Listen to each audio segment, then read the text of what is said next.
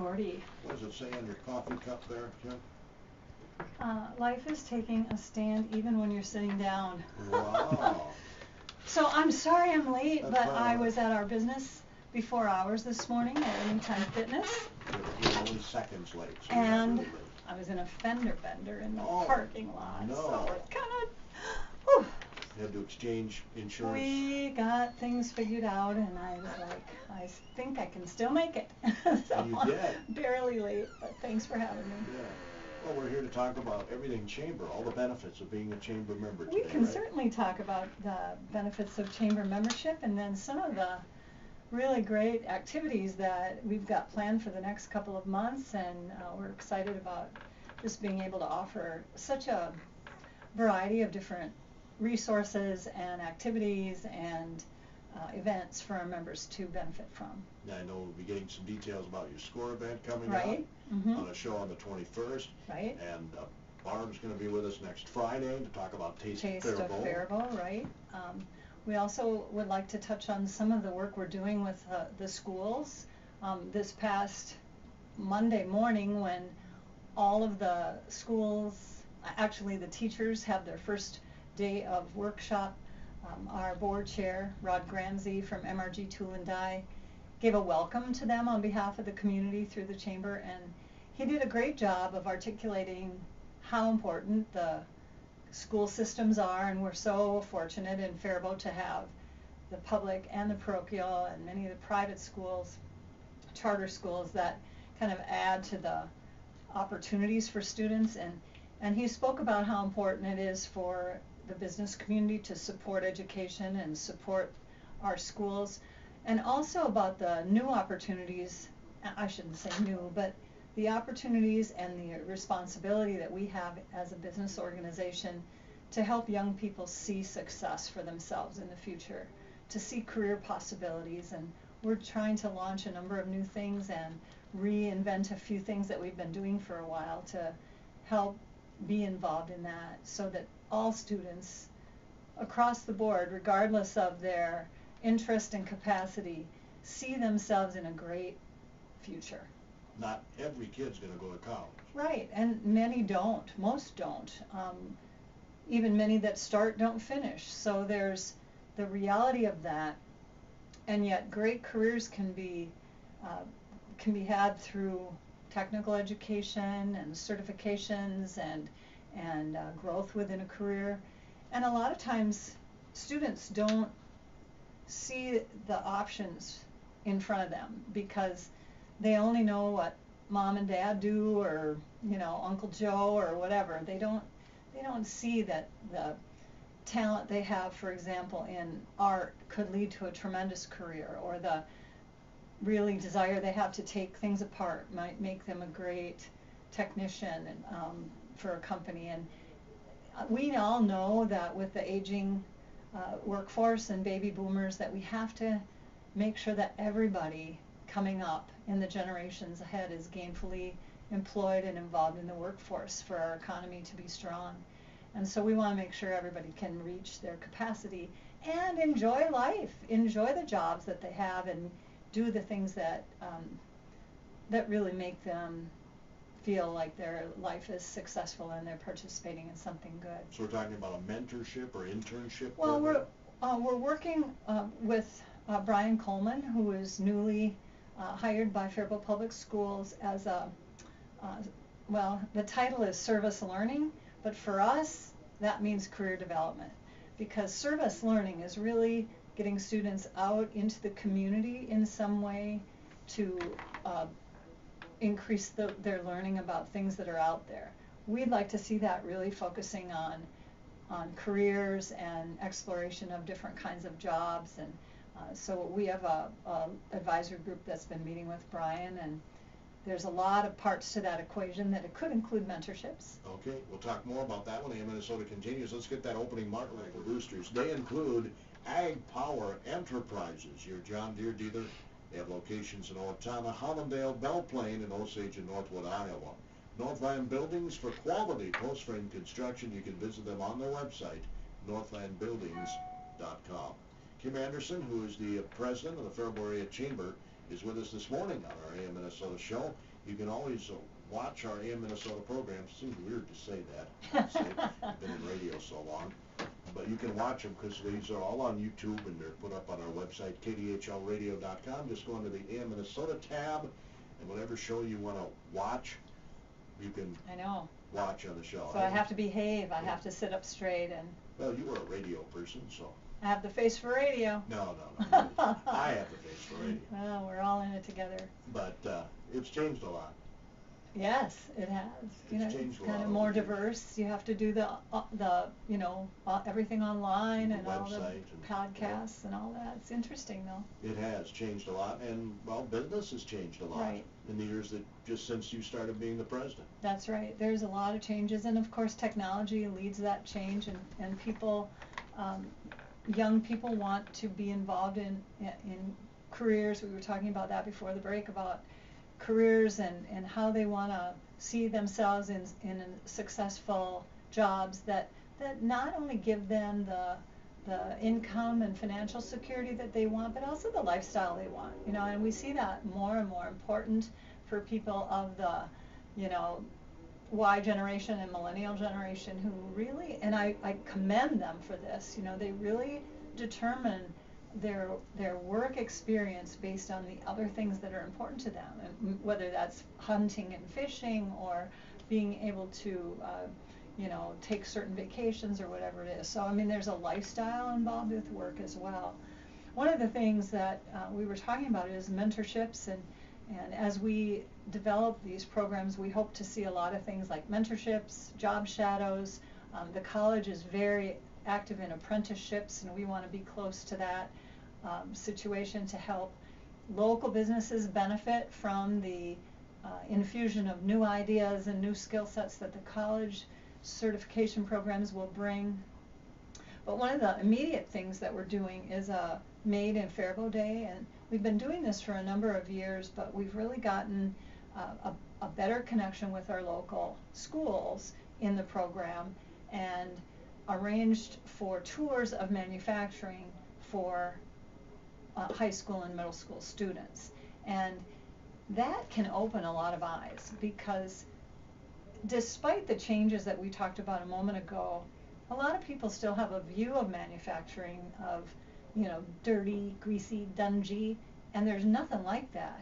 There's nothing like that. I mean, it's clean, high-tech, precision, all computer-based, robotics. There's just so much technology involved in manufacturing now. And so we want students to see that. And so our effort is to bring students to those tours and help them see all of the breadth of what manufacturing jobs are like. So there are those jobs that we talked about, but there's also human resource jobs and management and financial management kinds of jobs, and there's it's just more than what people think, and we have to broaden that view. And manufacturers are telling us, as our healthcare providers and all across the board. I had a conversation with an accountant this morning. Who's coming up? Who's the next wave of employees and operators in these different kinds of companies? And so we just are trying to be really deliberate and intentional about helping our young people in Faribault see opportunities for themselves in those kinds of careers. So on October 8th, we're hosting our Made in Faribault Day, and it will include some speakers at a luncheon at South Central College, and the speakers will be sharing about the reality of the workforce, what kinds of jobs are here, what is anticipated for growth, how many openings there are. I mean, companies tell us all the time about the many openings they have in that they can't fill, that they don't have enough applicants for. So we'll hear about the workforce from the Minnesota Workforce Center, Jen Hauser.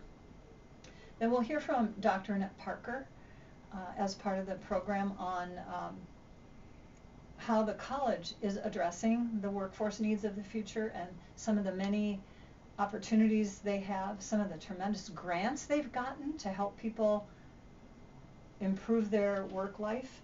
And then finally, we're going to hear a case study, I would say, from Gary Kinseth, the CEO of Faribault Foods, talking about how they address the workforce needs that they have in their company, as well as what their future expansion is going to look like and how that will affect their workforce in the next decade. So we think it's a pretty interesting program. Following the program, we take the students that attend on tours of manufacturing. So we hope to give them a real good view. But this event that I'm speaking of is also open to anyone to attend if they'd like to hear more about those topics. Is there any kind of a charge? There will be. I haven't figured that part out yet. Okay. We just locked in all the speakers, and of course people can attend and listen to the speakers, but it's a luncheon meeting, and so we'll be charging a small fee for that.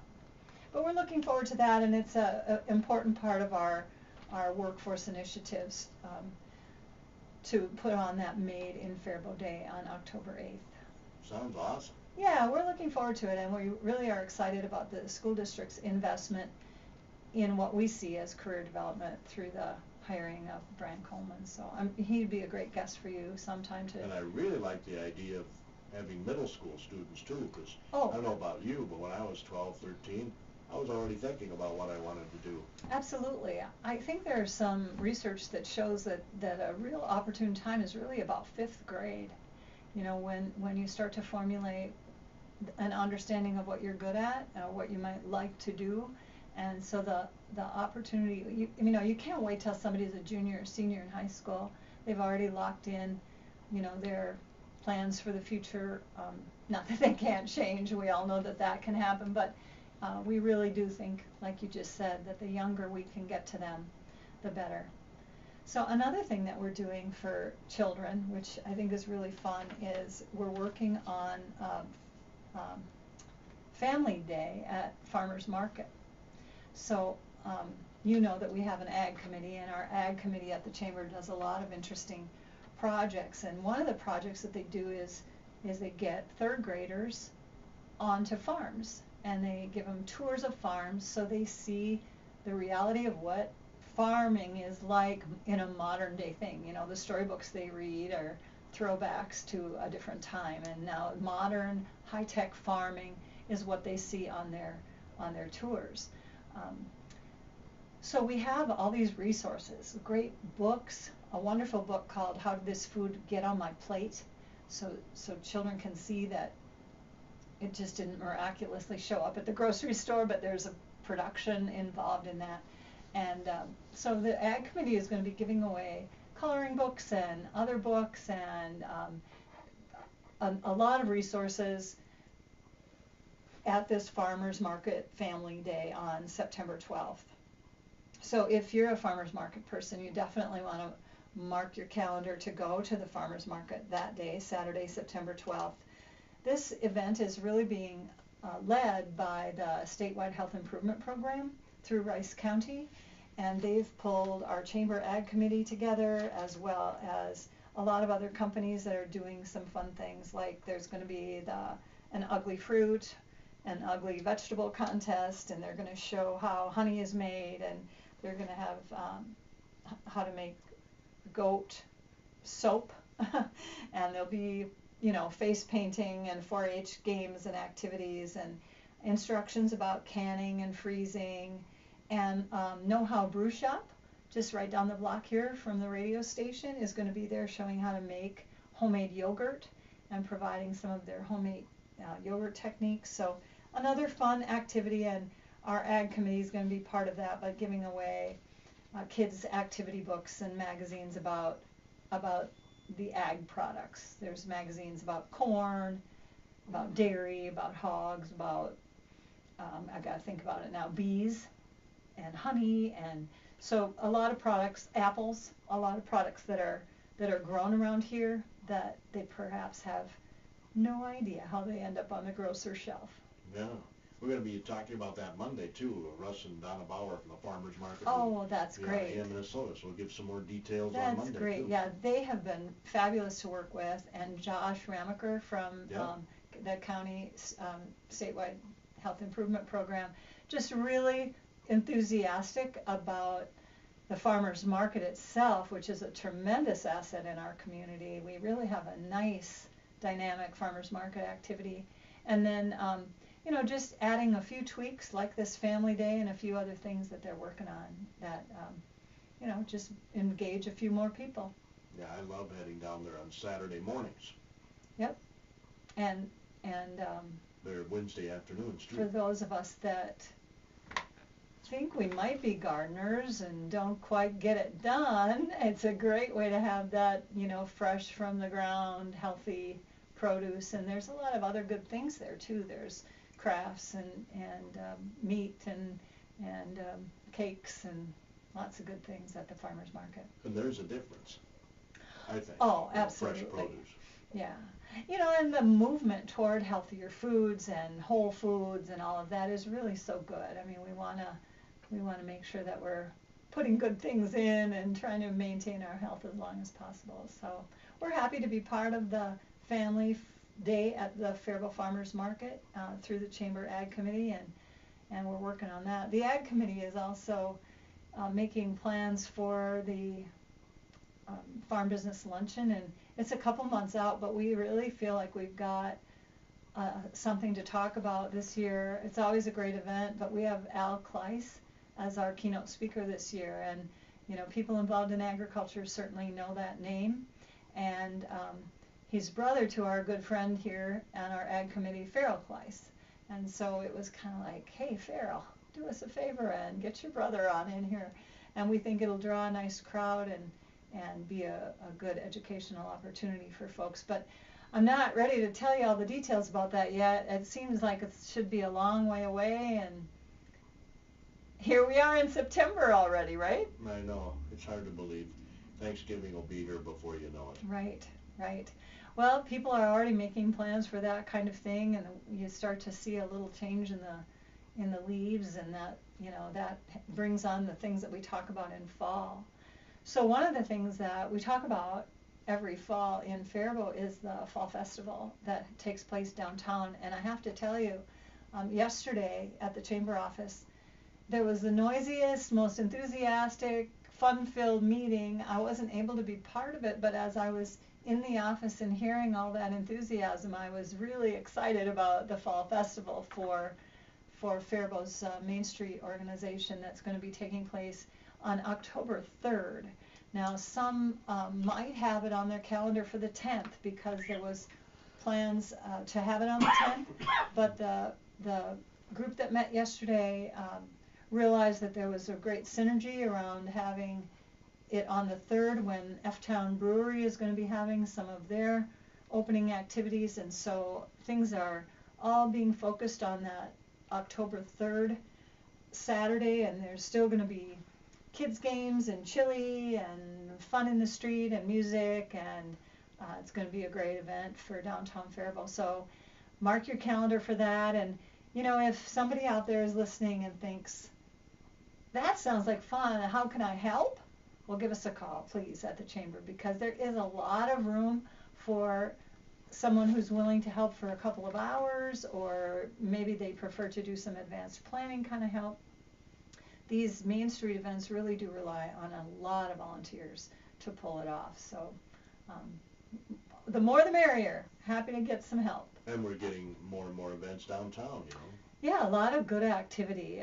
I know that you speak on a regular basis with Nort Johnson, who heads up our Main Street program, and it really is a great program. It has the, I guess, the insights of all the things that are necessary to make a good, vital downtown, and all of it takes effort. None of it is automatic, and it takes continuous effort. You're never done.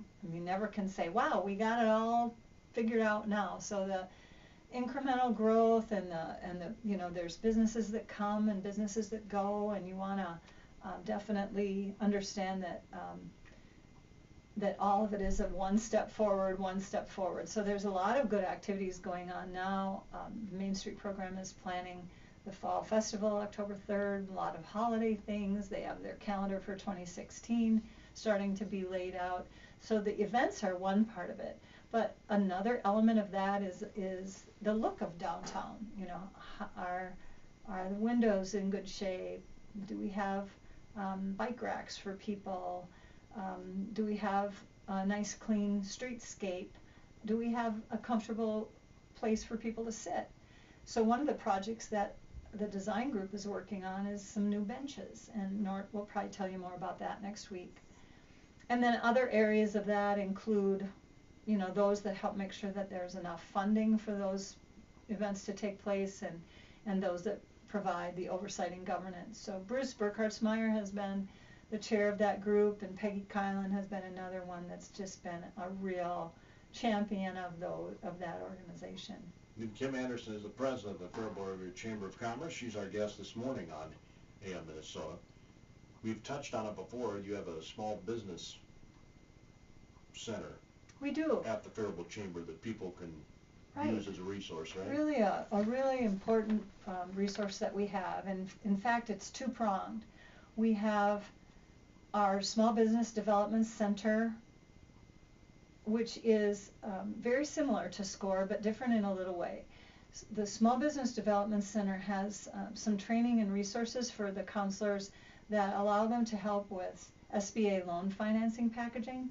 And so if there's businesses that are at that stage of growth, or they're looking at an expansion, or they're thinking about moving from one location to another, in other words, businesses that are already actively in business, their best contact if they're looking for a little help is the Small Business Development Center. And then we also are the referral center for SCORE. And SCORE is a group of people who are really, have great business sense. They have a lot of personal experience in business, and they provide free confidential counseling too for businesses. It could be for that emerging entrepreneur who's thinking about starting a business, and maybe the bank says, yeah, I need to see your business plan, and they go home going, I don't know, what is that? What do I have to write? And I don't know what it looks like. Well, we have some resources we can provide, but we can also hook them up with somebody who will help them get that business plan in place and help them understand the risks and the possibilities of starting a business. It's completely free and confidential, so it's just a matter of requesting the service, and we make the connection with the counselor, and the meetings take place on their own schedule. And the SCORE group is also planning a leadership seminar this fall. So on September 30th, they're bringing in a renowned speaker by the name of Eric Thuringer, and he's an author and has a great resume about strategic planning. He's been in the U.S. Marines and an executive business leader, tremendous experience and success in sales. And he's going to come in just for a 90-minute event on September 30th at South Central College and speak about how you can unlock your own potential, whether you are managing a small team of people in your small business, or you're thinking about starting a business and want to make sure you get off to the right start, or if you're maybe feeling a little bit stuck in your career and wonder how you can take the next step. This would be a great seminar for you to attend. It's $20, and it's being hosted by our SCORE chapter locally, and sponsors include Wells Fargo and ServiceMaster, Steel-Waseca Cooperative Electric, and Southern Minnesota Media.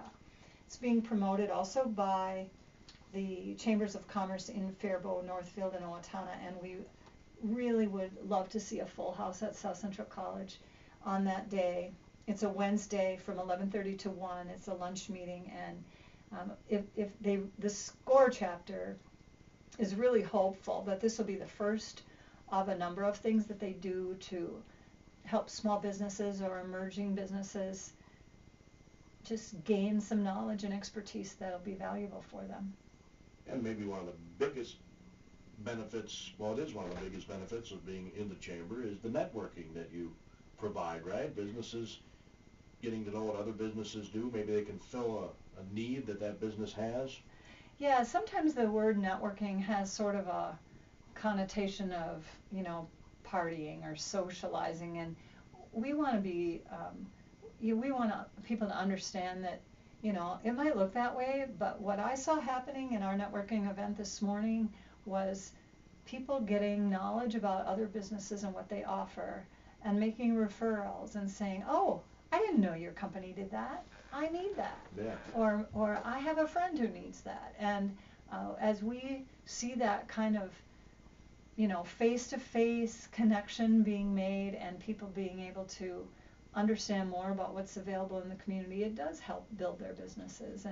And at the same time, it's fun and it is social, and It should be. believe it or not, face-to-face is still nice.